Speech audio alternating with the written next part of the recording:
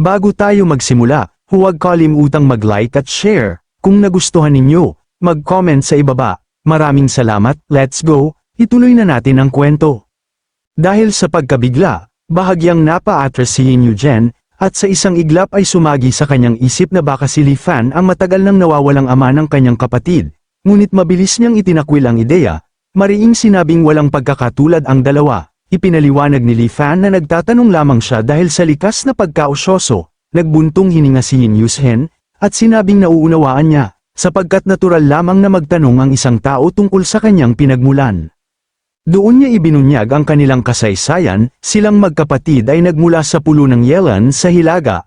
Musmos pa lamang sila nang mamatay ang kanilang mga magulang sa isang sakuna, at mula noon ay sila na lamang ang nagtutulungan upang mabuhay. Sa kanyang alaala, araw-araw silang naglalakad sa mga lansangan, na Alamos, hindi tiyak kung saan manggagaling ang susunod na pagkain.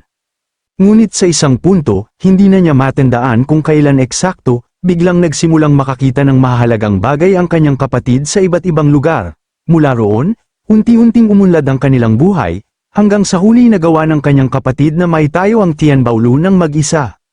Nakalulungkot, ani Yin Yugen, na ilang taon na niyang hindi nakikita ang kanyang kapatid. Nang tanungin siya ni Li Fan kung alam niya kung saan ito napunta, ipinaliwanag niya na 3 taon na ang nakalipas, napili ang kanyang kapatid ng isang dumaraang Immortal Master at dinala palayo. Noong una, nagpapadala pa ito ng mga mensahe sa pamamagitan ng mga pinagkakatiwalaan, sinasabing ligtas siya, ngunit nang maglaon, tuluyan nang nawala ang mga balita. Sa mga naunang sulat, gumamit ang kanyang kapatid ng isang lihim na kodigo na sila lamang ang nakakaunawa. Doon ipinahiwatig na lubhang mapanganib ang kanyang kalagayan, at kung sakaling huminto ang komunikasyon, malamang ay nakatagpo siya ng kasawian. Mariing ipinayo ng kanyang kapatid na huwag siyang hanapin sa anumang pagkakataon. Naudyok ng matinding pagkaosyoso, tinanong ni Li Fan kung dinala ba ng Immortal Master ang kapatid ni Yin Yugen upang magsanay at mag-cultivate ng immortalidad. Sagot ni Yin Yugen, sana nga'y ganoon ang nangyari, ngunit ayon sa mga nakudigong sulat, hindi yun ang dahilan. Ipinaliwanag niya na ang kapatid niya ay isang immortal lamang sa mata ng mga mortal, nakadarama ng mga bagay na mahalaga sa karaniwang tao, ngunit para sa mga Immortal Master, ang tinatawag na kayamanang iyon ay walang higit na halaga kaysa mga basag na metal. Aniya, hindi naman sa hindi napansin ng mga Immortal Master ang kakaibang konstitusyon ng kanyang kapatid, ngunit hindi nila ito sineseryoso, kaya nga wala siyang tiyak na ideya kung bakit dinala ng huling Immortal Master ang kanyang kapatid. Mahinang idinagdag ni Yin Yugen na malamang ay nasa panganib ito, at malamang ay hindi maganda ang kalalabasan. Gayunpaman, nananatiling totoo ang iniwang pamana ng kanyang kapatid, ang Heavenly Treasure Tower na itinayo sa pamamagitan ng hirap at pawis ay hindi maaaring bumagsak sa kanyang mga kamay. Inamin niya na wala siyang pambihirang regalo tulad ng taglay ng kanyang kapatid, at mula nang mawala ito, unti-unting hamina ang negosyo ng tore. Ilang maling appraisal pa ang nagdulot ng malalaking pagkalugi, dahilan upang lalong mawala ng tiwala ang mga veterano ng Heavenly Treasure Tower sa kanyang pamumuno. Kumalat ang mga bulong at tsismis, na balak nilang makipag-ugnayan sa mga outsider upang mapaalis siya at paghati-hatian ang mga ari-arian ng Tianbaolu. Ngunit ang tanging pumipigil sa kanila ay ang naglalagablab na takot sa kapatid ni Yin Yugen, na minsang dinala ng isang Immortal Master. Dahil sa takot na yun, hindi pa sila naglalakas loob na kumilos ng hayagan. Dahil sa pagbubukas ng mga bagong merkado, iniwan niya ang pulo ng Yelan at naglakbay patungong pulo ng Liuli, upang pansamantalang magtago at mag-ipon ng lakas. Ipinaliwanag niya kay Li Fan na ang kanyang plano ay paunlarin ang sangay ng tore sa loob ng ilang taon, magtipon ng kapangyarihan, at saka bumalik upang singilin ang mga nagbabalak na magtaksil laban sa kanya. Ngunit hindi niya inaasahan na sa mismong pulo ng Liuli ay makatatagpo siya ng isa pang nilalang na nagtataglay ng bihirang spirit channel ng treasure physique. Lumapit siya kay Li Fan, mariing nagsabi na sa tulong nito, tiyak na mababawi niya ang buong kontrol sa Heavenly Treasure Tower. Mahinahong tumugon si Li Fan, malinaw na ipinahayag na wala siyang interes sa mga panloob na alitan ng negosyo. Ang tanging mithiin niya ay ituloy ang landas ng immortal cultivation. Ipinaalala pa niya ang pangako, na tutulungan siyang makakuha ng pwesto sa Body Purifying Spirit Pool, basta't matulungan niya itong makapagtatag ng fleet. Diretsyong tinanong ni Li Fan kung balak ba nitong bawiin ang pangakong yun. Ngumiti si Yin Yushen, at sa tinig na puno ng katiyakan ay tiniyak na pinahahalagahan ng Heavenly Treasure Tower ang integridad sa lahat ng kanilang transaksyon. Ang ipinangako nila kay Li Fan ay hindi mababawi, ito'y matutupad, gaya ng isang kasunduang nakaukit sa bato. Bahagyang nagdilim ang ekspresyon ni Lin Fan, na tila nagdadala ng bigat ng mga lihim.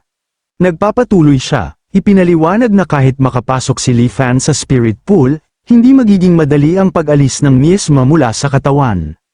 Bawat taon, kalahati lamang ng mga pumapasok ang nagtatagumpay, at habang tumatanda ang isang tao, lalo pang tumataas ang tsansa ng pagkabigo. Mariin niyang tinanong si Li Fan kung lubos ba siyang sigurado na magtatagumpay, ipinaalala na iisa lamang ang pagkakataon ng bawat nilalang na makapasok sa spirit pool. Kung mabaigo, kailangang talikuran ang pangarap ng immortalidad magpakailanman. Sumagot si Li Fan na kahit 1% tsansa ay sapat na upang subukan. Naramdaman ni Yin Yushen ang matibay na determinasyon sa kanyang tinig, kaya't muling ngumiti. Pagkatapos ay inihayag niya ang lihim, kasama ng huling sulat ng kanyang kapatid ay ipinadala ang isang pambihirang elixir na tinatawag na Dust Living Pill. Ayon sa nakudigong mensahe, ang sinumang uminom nito ay makabuluhang tataas ang tsansa na matagumpay na mapalayas ang miasma ng katawan, higit pa sa pag-asa sa spirit pool. Ang pill ay nagbibigay ng mas malaking posibilidad ng tagumpay, kahit para sa isang taong katulad niya. Nang marinig ito, agad na tinanong ni Li Fan kung bakit hindi niya kinain ang gayong himalang elixir. Sagot ni Yin Yushen, hindi lahat ay may obsesyon sa pag-cultivate ng immortalidad. Ang tanging hangarin niya ay pamahalaan ng maayos ang negosyo at protektahan ang Heavenly Treasure Tower na iniwan ng kanyang kapatid. Tumango si Li Fan, sinabing bawat isa ay may sariling mga mithiin. Naliwanagan ang mukha ni Yin Yushen, agad na nagtanong kung ibig sabihin noon ay pumapayag na siya. Ngunit tumalikod si Li Fan, mariing sinabi na kailangan niyang pag-isipan ito at ibibigay ang kanyang sagot sa loob ng 3 araw. Masayang sumigaw si Yin Yushen, aniya ay maghihintay siya ng mabuting balita. Pagkaalis ni Li Fan, ipinikit ni Yin Yushen ang kanyang mga kamao, puno ng excitement, umaasang hindi siya nagkamali sa pagkakataong ito. Matapos ang ilang pagsisiyasat, nakumpirma ni Li Fan na totoo ang sinabi ni Yin Yushen tungkol sa Dust Living Pill. Ilang araw ang lumipas, muling nakipagkita siya at tinanggap ang proposisyon. Nagpasya silang bago magbukas ang spirit pool. Tutulungan ni Li Fan ang Heavenly Treasure Tower sa pamamagitan ng pagkolekta ng itinakdang halaga ng kayamanan sa bawat paglalayag. Kapag nabuksan na ang spirit pool, ibibigay sa kanya ang Dust Living Pill. Bilang tanda ng katapatan, iniabot ni Yin Yushen ang titulo ng Tingyu Tower. Tinanggap ito ni Li Fan ng walang pag-aatubili, at lumipat, isang hakbang na magbabago sa kanyang kapalaran.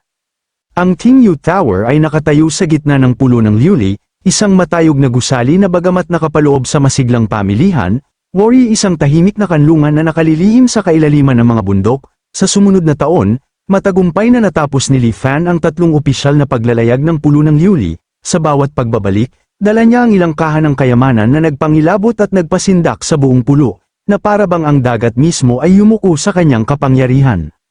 Ang kanyang mga tagumpay ay nakasiguro ng kota ng fleet para sa Heavenly Treasure Tower. Mula noon, sumali siya sa bawat paglalayag ng tore, at sa loob lamang ng 1 taon, kumita ang Tianbalo ng halos katumbas ng kabuuan ng nakaraang 5 taon. Si Li Fan, sa kabilang banda, ay nagtayo ng isang reputasyong kahanga-hanga. Lahat sa Heavenly Treasure Tower ay tumingin sa kanya ng may halo ng paggalang at pangamba, sapagkat ang kanyang pangalan ay naging simbolo ng lakas at kapalaran. Ngunit sa kabila ng kasikatan, hindi niya pinabayaan ang kanyang cultivation.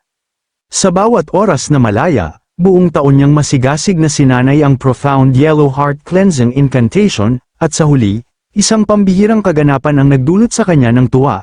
Ang naka-charge na pag-unlad ng Truth Returning ay biglang bumilis. Dati, tumataas lamang ito sa natural na paglipas ng panahon, 100% bawat 20 taon, dahan-daang umaabot sa 200% bago tuluyang huminto. Ngunit ngayong nasa cultivation world na siya ng higit sa 1 taon, inaasahan niyang ang charge ay nasa 6 hanggang 7% lamang. Sa halip, natuklasan niyang umabot ito ng 15%, mahigit doble sa karaniwang rate. Dahil wala siyang nakatagpo na bagay na makapagpapabilis nito, napagpasyahan niyang ang pagsasanay ng Profound Yellow Heart Cleansing Incantation ang siyang dahilan ng biglaang pagtaas ng bilis. Kasama ng pag-unlad na iyon, ang parehong mga hangganan ng kanyang pisikal at psikolohikal na edad ay tumaas ng malaki. na para bang binuksan ng isang bagong pintuan ng kapalaran. Patuloy na lumipas ang panahon ng tahimik, at sa lalong madaling panahon, 1 taon na lamang ang natitira bago ang pagbubukas ng Body Purifying Spirit Pool. Sa mga panahong iyon, ipinaalam sa kanya ng shopkeeper ang opisyal na anunsyo ng pulo ng Yuli, ang listahan ng mga materyales na kinakailangan ng mga Immortal Master, isang hudyat na ang oras ng pagsubok ay papalapit na, at ang kapalaran ni Li Fan ay muling haharap sa apoy ng tadhana.